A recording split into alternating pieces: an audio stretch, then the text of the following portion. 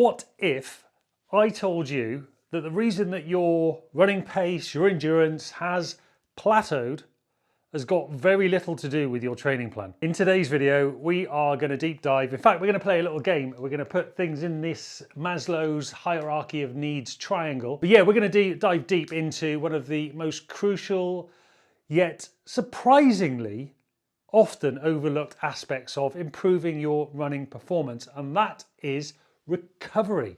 In this video today, I am going to help you to discover exactly how much rest your body needs between runs. We're going to touch on that, what the clear signs are that are indicating your inadequate recovery, and then we're going to go through some powerful recovery tools that are going to help you run faster, avoid feeling constantly drained and rubbish. So let's get into it. So here is a surprising truth, and I say this all the time, is that you don't actually get faster, stronger, run longer from running itself. You actually become faster, stronger, run longer by recovering effectively from your runs. Running is the stressor that breaks down your body, while recovery is where your body rebuilds itself to become stronger, faster, run longer. So recovery is not just about downtime. It is a fundamental part of an intelligent training plan. In fact, I say it all the time. Recovery is not the thing you do because you're knackered. It's the thing that you do that is part of your training.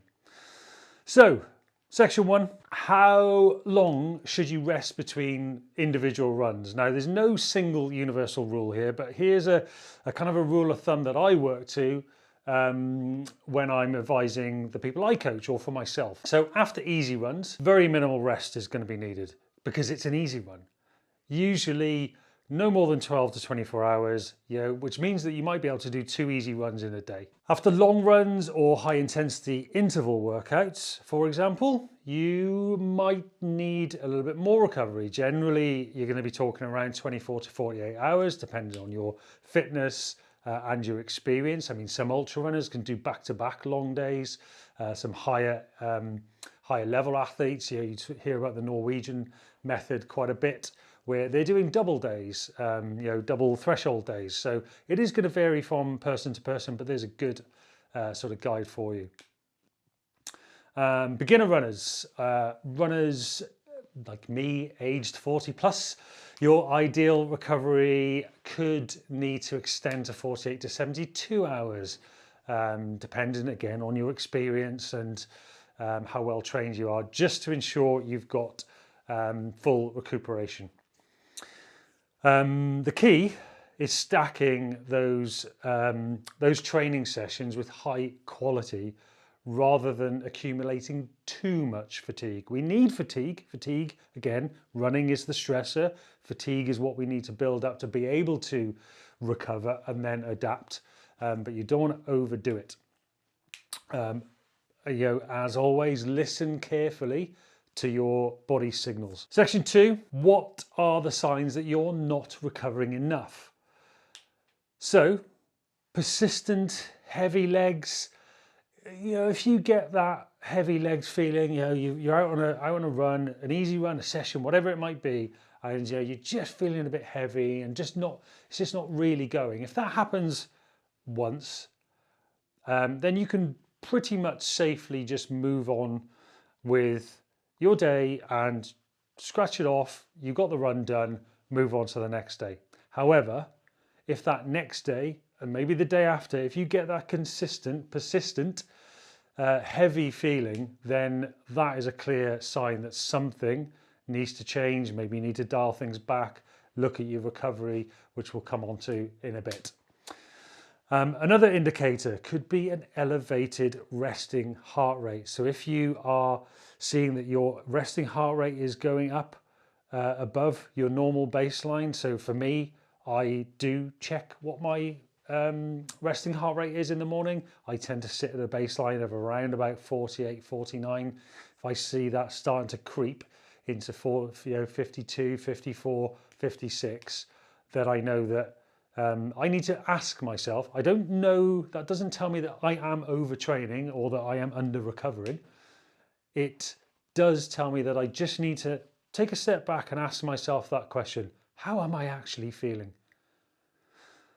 And then if I've got things like increased irritability or mood swings, then that can be a real clear indicator. And if that aligns with how my resting heart rate is feeling, then it's probably a good time for me to say, you know what, I do need to readjust my training and or my recovery, or look at what's been going on. So another clear indicator could be poor sleep quality, or regularly waking up in the morning, even though maybe you went to bed at a good time and then you woke up fairly normally, but still waking up feeling tired even though you think you got enough sleep. That could be another indicator. Constant muscle soreness, recurring niggles, those are clear indicators as well. Performance declining despite consistent training. If you feel like week after week things are just going down and down, then that can be another indicator as well. Do you have changes in appetite or abnormal cravings? It could mean that you're not eating quite enough. Again, we'll come on to this in a bit. So if all these sound familiar, then your body is probably warning you to either ease off, or you're going to be forced to take some unsolicited downtime. Section 3, let's have a look at some powerful recovery strategies. We're going to stick them in our hierarchy of needs as well, with if you know the Maslow hierarchy of needs pyramid, these are the absolute essentials, the foundations in this bottom quadrant, and then the higher you go up the pyramid, the less important those things are, to the point where in the top of the pyramid they might be totally useless, or even pseudoscience or pseudo recovery methods. So effective recovery isn't just lying on the sofa. That is quite nice, with a cup of tea and some biscuits potentially. Whilst that is nice, and actually sometimes a lot can be said for just sitting on the sofa after a run, just doing nothing for 5 minutes before you go reaching for all of these recovery tools and gadgets and things, just sitting down for 5 minutes after a run, there's a lot that can be said for that. Having said that, recovery can, and really it does require intentional, proactive habits. So the first one is the most evidence-based, researched. We know that this is absolutely key, and that is prioritizing sleep. Research repeatedly confirms that sleep is the absolute ultimate recovery tool. So we're going to put that right here, pride of place in the bottom. Sleep. It's so important, absolutely so important. Now, I get it. I do get it. I'm a father of 2. I've been through the kids waking up all the time. I've got 2 Dachshunds that bark at stupid times of the night. So I do get it. So, many runners do struggle with their sleep. Quantity and quality, particularly around races or stressful periods. And whilst sleep trackers are popular, they can sometimes add the unnecessary anxiety when it's saying, oh, your sleep score was such and such. Instead, gauge your recovery and your sleep quality by how refreshed you feel when waking up. Ask yourself that question before you look at the morning report, as it's called on Garmin. I really must turn it off. I keep meaning to turn it off. Before you look at that report, before you look at what score it's given you, just ask yourself that question. How did I feel like I slept? Because if you are constantly looking at that score on your watch, then you could be doing yourself a disservice and being influenced by a number from an unknown algorithm that none of us know, and being influenced by it, and actually not taking how you actually feel. You know, it can set you off completely the wrong way. So yeah, don't take your sleep trackers to heart too much. Common sleep issues and solutions. So I get it, you know, I said it before, sleep disruption is common, particularly due to parenting responsibilities, you know, stress. I used to get it bad when I was in my corporate job, injury, anxiety, all of those things. So synchronizing your internal body clock by maintaining consistent bedtimes and wake-up times can significantly improve sleep. That has been shown time and time again that if you can get into a habit of going to bed at the same time, waking up at the same time, that is going to help you massively. Other effective things like as you said, a regular sleep schedule, limiting your exposure to your screens. I mean, we're terrible, right? You're all watching me on a screen right now. One of the biggest things that helped me when I started really trying to nail down my sleep was reducing that blue light before bedtime. And the way I do that is I don't charge my phone next to my bed anymore. This is my alarm. It buzzes in the morning. It doesn't beep, it just buzzes and it wakes me up. So I use that as an alarm. My phone, I charge in the lounge, which is actually on the opposite side. So my bedroom's up here, the lounge is down here. It's nowhere near me. I don't wake up in the night and go, I'm just gonna have a look at TikTok or YouTube or Instagram or emails or messages or whatever it is. It's just not there. I can't do that. So if I do wake up in the night for some reason, I just go back to sleep or try and go back to sleep. So that's a little tip for you there. Relaxing activities before bed, such as reading. One thing I did replace my phone with is a Kindle. And that has helped me hugely. You know, sometimes I'll be reading and I'll actually fall asleep while I'm reading, and then I shit myself because I dropped my Kindle. But for me, that's huge. Other things like some mobility work. So I do just 5-10 minutes of mobility before bed. Gentle stretching is hugely helpful too. Just settles things down. Try and avoid late day caffeine, which for somebody who loves coffee as much as I do is a huge thing. I don't drink anymore, but if you do, try and reduce your alcohol consumption. Yes, I'm looking at you. Other things like ensuring you are sleeping in a cool, dark and quiet bedroom environment. I mean, I say quiet, actually something that's really helped our family that we did with our little one, and now we all have them, is we have white noise going off through the night. So we sleep with the sound of rain. In fact, my favorite is on the Alexa, Rain on a Tent. Love it. Absolutely sets me off brilliantly. Other things I do, like I drink sleepy tea. I can't remember what it's called now, but it's usually like licorice, chamomile, that kind of thing. Really helpful for, is it valerian root? Something like that. That's in these sleepy teas. Marks and Spencer sleepy tea, dreamy tea, I think it's called. Brilliant. Really helps to just settle things down. And yeah, another thing you can do, have a warm shower before bed. That's also really helpful. Just, you know, gets you nice and cozy and fresh feeling as well, so that when you get under the duvet, you are feeling really great. Okay, so that's sleep. Next thing, nutrition post-run. I'm going to keep this fairly brief because I've done other videos on nutrition, and I'm going to do a specific one on this in the future. But consuming protein and carbohydrates within 30 minutes of finishing a run kickstart the recovery process. So alongside sleep in our hierarchy of needs, nutrition. Absolutely key.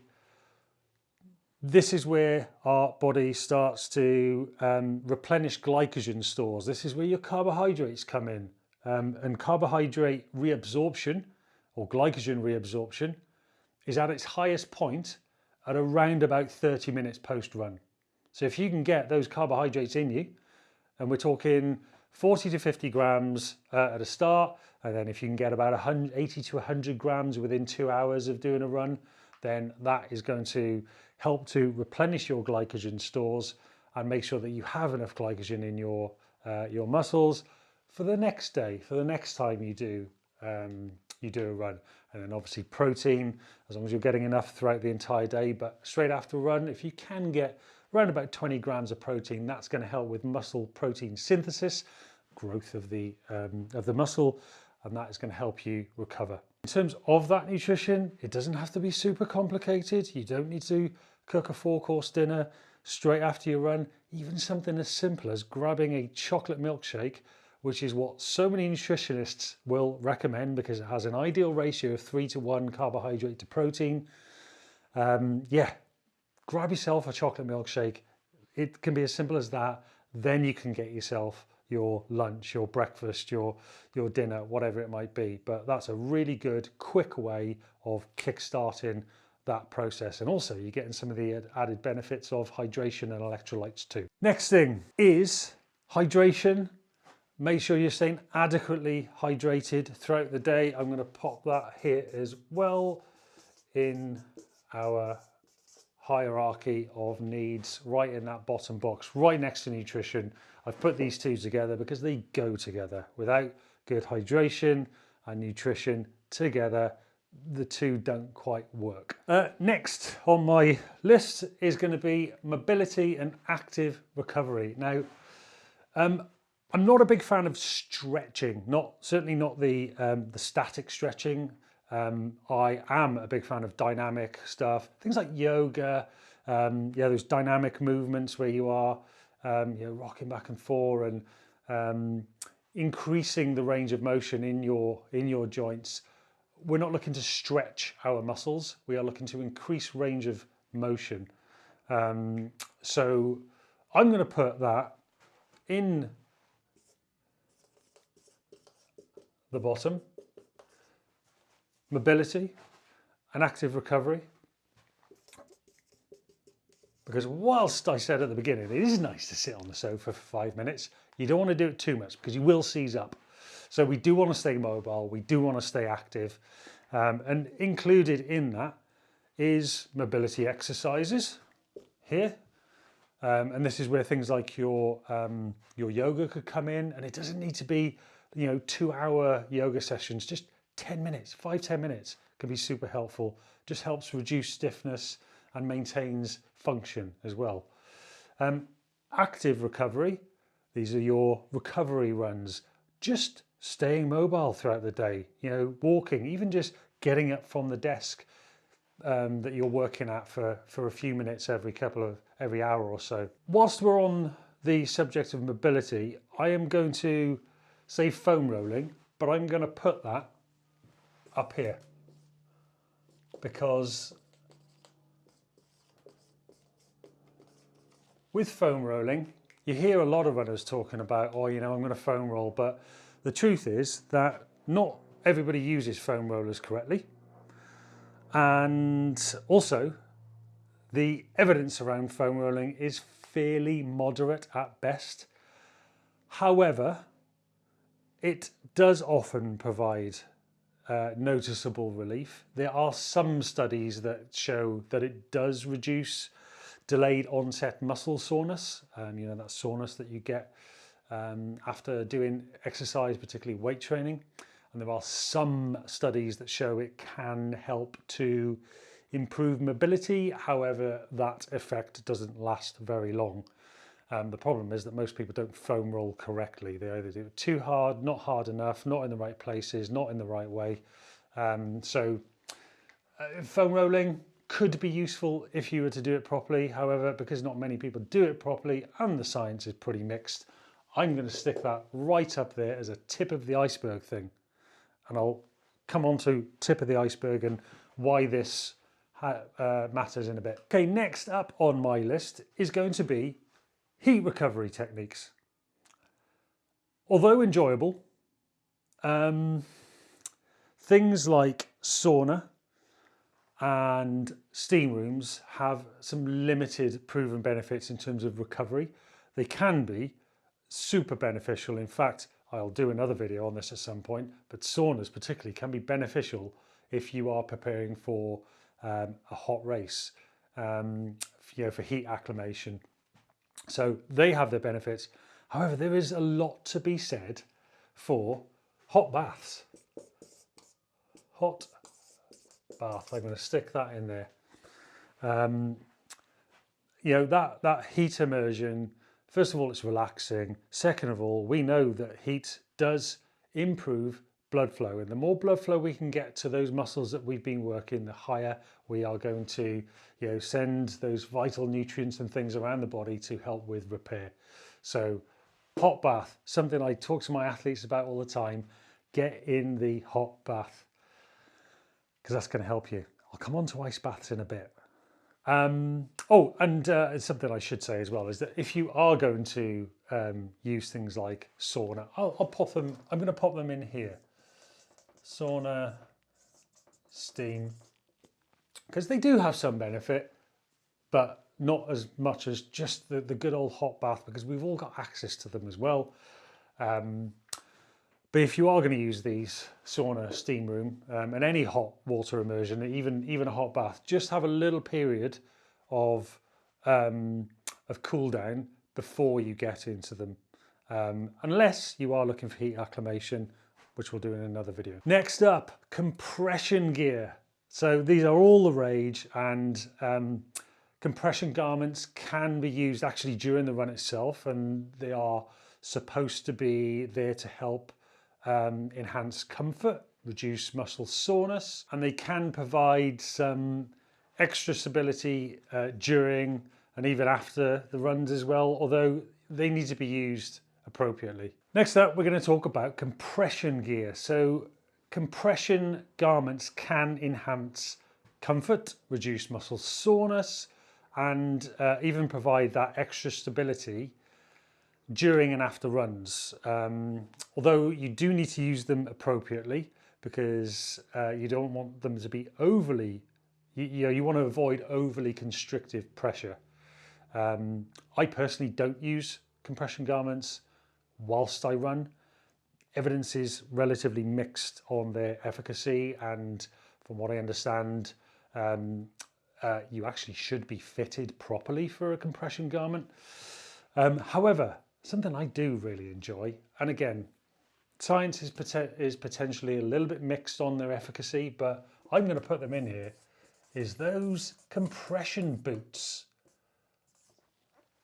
that you see. I've got the Normatec ones. They're the boots you put on, they go right over your whole legs. You can even get hip and arm attachments for them now, and it pumps air into them, and the purported benefit is that you improve blood flow, a bit like with heat immersion, and that helps with recovery.